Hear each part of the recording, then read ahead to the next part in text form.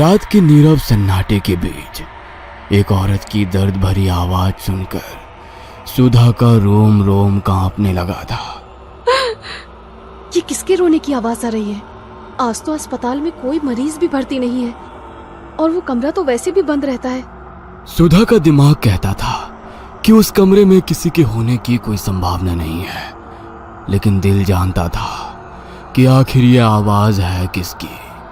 लड़खड़ाते हुए धीमे कदमों से सुधा कमरा नंबर 9 की तरफ बढ़ने लगती है। कमरे के बाहर पहुंचकर वो दरवाजे में लगे शीशे से अंदर झांक कर देखती है तो उसे वहां कोई नजर नहीं आता। सुधा के वहां पहुंचते ही रोने की आवाज भी बंद हो गई थी। हैरान होकर सुधा वहां से जाने के लिए मुड़ती है, तभी उसे कमरे का दरवाजा जोर जोर से पीटने की आवाज सुनाई देने लगती है, जिसे सुनकर सुधा बुरी तरह चौंक जाती है। कौन है वहां? कौन है? सुधा के पूछते ही एक बार फिर से किसी औरत के बुरी तरह से रोने चिल्लाने की आवाजें सुनाई देनी शुरू हो जाती है। एक तरफ दरवाजा पीटने की धम धम, दूसरी तरफ वो डरावनी रोती हुई स्त्री की आवाज। सुधा दौड़ते हुए डॉक्टर राघव के कैबिन की ओर जाने लगती है, लेकिन अचानक सुधा को महसूस होता है कि राघव के कैबिन के बाहर कोई औरत काला लबादा पहने खड़ी उसे ही घूर रही है। कौन हो तुम? क्या चाहिए तुम्हें? सुधा के पूछने पर उस औरत के सर से वो लबादा हट जाता है। सामने खड़ी हुई महिला का चेहरा इतना भयानक था कि उसे देखकर सुधा के मुंह से चीख निकल जाती है और वो हड़बड़ाकर जमीन पर गिरती है।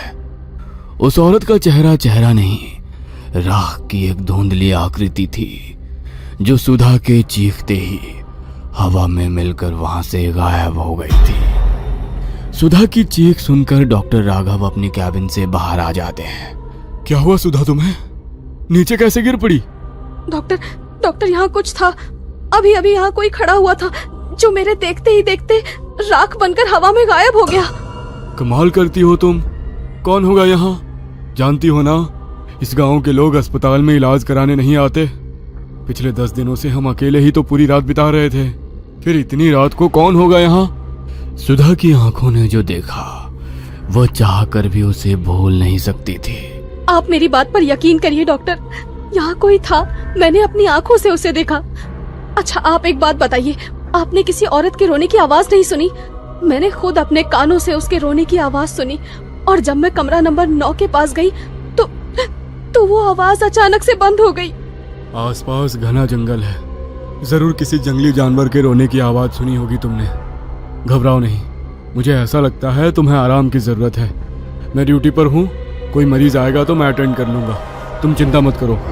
सुधा हॉस्पिटल से निकलकर कुछ ही दूर पर बने अपने कमरे की ओर जाने लगती है कि तभी उसे किसी के कदमों की आहट सुनाई देती है। सुधा पीछे मुड़कर देखती है, तभी एक तेज हवा का झोंका आता है और सुधा के खुले मुंह से काली राख उड़कर उसके मुंह में चली जाती है।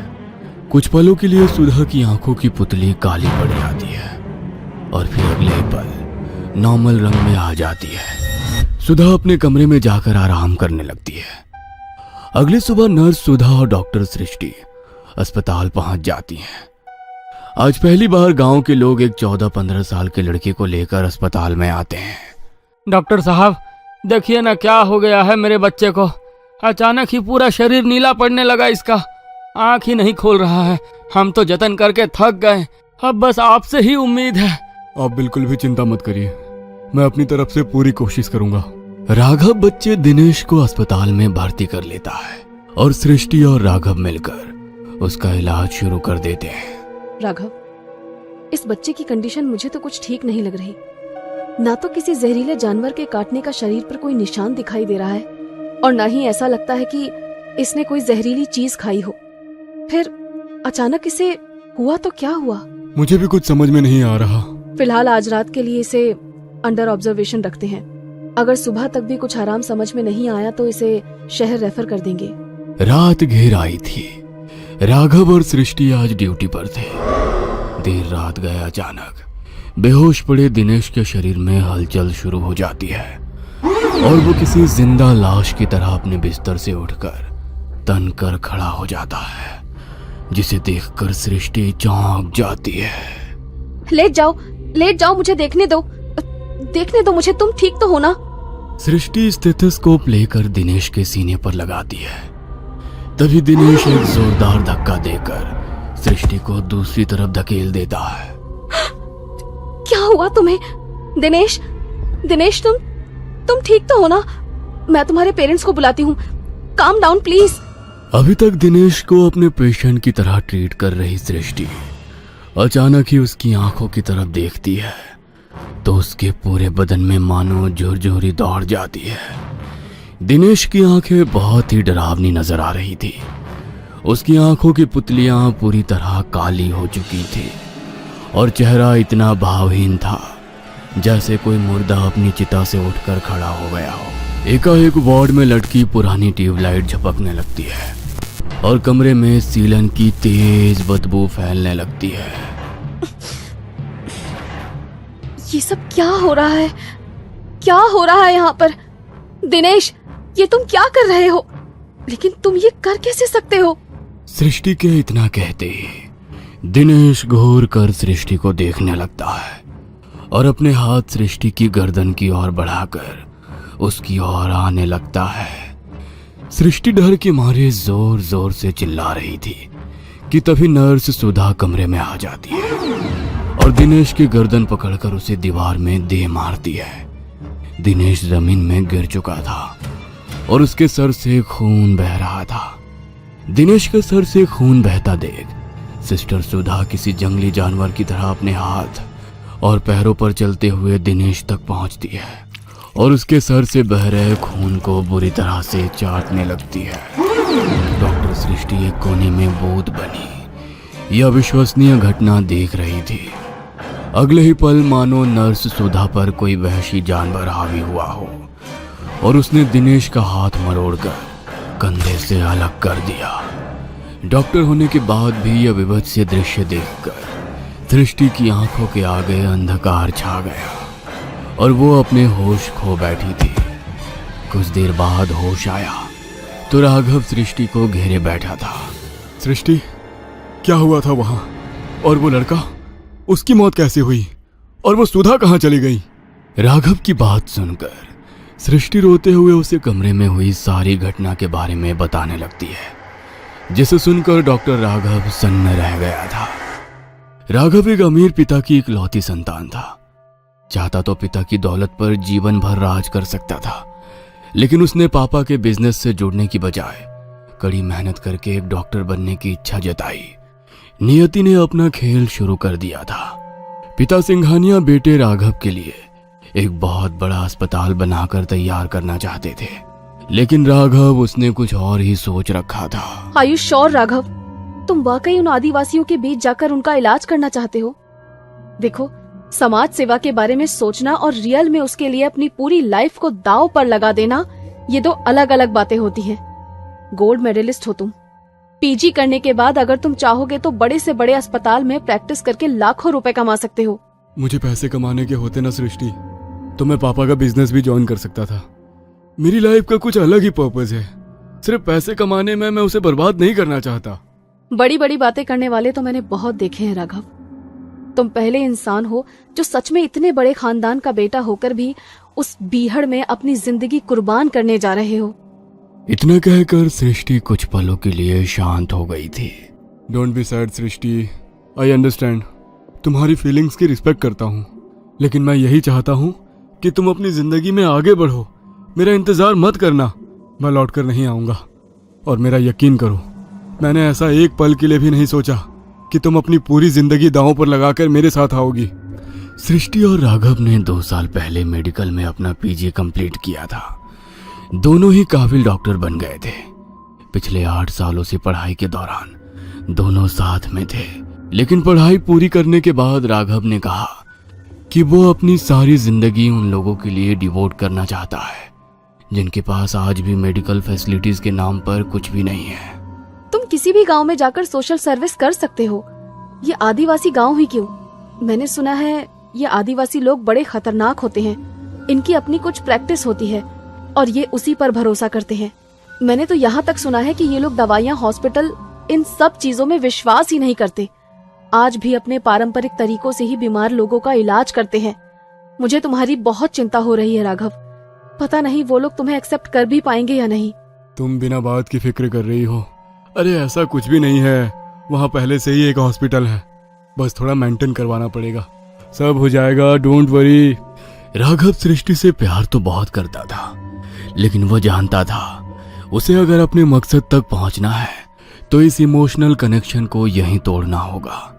सब कुछ छोड़ छाड़ कर राघव झारखंड की पहाड़ियों के बीच बने उस आदिवासी गांव में पहुंच गया था। कच्चे मकानों वाले ये छोटा सा गांव बड़े शहर से आए राघव को काफी अजीब नजर आ रहा था। कुछ देर तक गांव में घूमने के बाद उसे एक बूढ़े काका नजर आते हैं। अरे काका, मुझे राजकीय अस्पताल जाना है, जरा मदद कर देंगे क्या? राघव की बात सुनकर बूढ़ा आदमी राघव को ऊपर से नीचे तक घूर कर देखने लगता है। क्यों जा रहे हो वहां? अस्पताल नहीं, मुर्दा घर है वो। जो वहां जाता है मुर्दे से भी बुरी हालत हो जाती है उसकी। लौट जाओ, कभी मुड़कर भी उसकी तरफ मत देखना। बड़े अजीब लोग रहते हैं यहाँ। मैंने बस अस्पताल का पता पूछा और ये ऐसे आपे से बाहर हो गए। ठीक है, अस्पताल का पता नहीं बताना मत बताओ, लेकिन ऐसे चीखने चिल्लाने का मतलब क्या है? सृष्टि ठीक कह रही थी, आदिवासी जगह है, यहाँ के लोगों को समझने में मुझे अभी काफी समय लगेगा। अस्पताल को मुर्दा घर कौन कहता है? हाँ? उस बुजुर्ग से मिलने के बाद राघव के मन में एक अजीब सी उथल पुथल मच गई थी। छोटा सा गांव था जो बिल्कुल वीरान और सुनसान दिखाई दे रहा था। कुछ देर बाद राघव एक पुरानी सी खंडहर नुमा बिल्डिंग के सामने खड़ा था, जहां टूटे फूटे बोर्ड पर राजकीय अस्पताल लिखा हुआ था। ओह थैंक गॉड, यही है अस्पताल। लेकिन इसकी हालत देखकर तो लगता है यहाँ कोई चिड़िया भी पिछले 10-20 साल से नहीं आई है। राघव ने देखा अस्पताल के दूसरी ओर एक सरकारी आवास भी बना हुआ है। राघव ने सरकारी मकान में जाकर अपना सामान रखा और थोड़ी साफ सफाई के बाद उसे रहने लायक बना लिया। कुछ दिनों की मेहनत के बाद अस्पताल से कुछ कमरे साफ सफाई करके इस्तेमाल लायक हो गए थे। एक दिन अस्पताल के बाहर एक गाड़ी आकर रुकती है, जिसमें डॉक्टर सृष्टि और नर्स सुधा दिखाई दे रहे थे। राघव, हम दोनों भी तुम्हारे इस मिशन में तुम्हारे साथ हैं। अस्पताल हम मिलकर चलाएंगे, लेकिन अभी भी मेरे मन में बार बार यही सवाल आता है कि आखिर इतनी दूर ये गांव में आकर ही क्यों तुमने अस्पताल बनाया? सृष्टि, कुछ सवाल इंसान को कभी चैन से जीने नहीं देते, और मैं यहाँ अपने मन में उमड़ रहे सवालों का जवाब पाने के लिए आया हूँ। बचपन से ही मुझे कुछ अजीबोगरीब सपने बेचैन करते थे। सपने इतने धुंधले थे कि साफ साफ कुछ समझ में नहीं आता था। धीरे धीरे जब मैं बड़ा होने लगा तो एक एक करके कुछ चीजें साफ दिखाई देने लगी, और उन सपनों में ही मैंने कुंदनगढ़ का राजकीय अस्पताल भी देखा। पिताजी से मैंने कई बार पूछा कि क्या मेरा कुंदनगढ़ से कोई संबंध है, तो उन्होंने हमेशा इनकार कर दिया। बस उन बिखरी कड़ियों को जोड़ने के लिए मैंने यहाँ आकर प्रैक्टिस करने का विचार बनाया। मैं खुद को यहाँ से बहुत जुड़ा हुआ सा महसूस कर रहा हूँ। इस हॉस्पिटल का हर कोना ऐसा लगता है जैसे मुझसे कुछ कहना चाहता है। सृष्टि राघव से अलग नहीं होना चाहती थी, इसलिए काफी सोचने के बाद अब वो भी राघव के साथ हॉस्पिटल में काम करने के लिए अपने साथ एक नर्स सुधा को लेकर कुंदनगढ़ आ जाती है। हम क्या मुंह दिखाएंगे सृष्टि, वो लड़का हमारी जिम्मेदारी था। आदिवासी गांव है, पहले ही लोग हमारे इलाज करने के अंग्रेजी तरीकों पर भरोसा नहीं करते।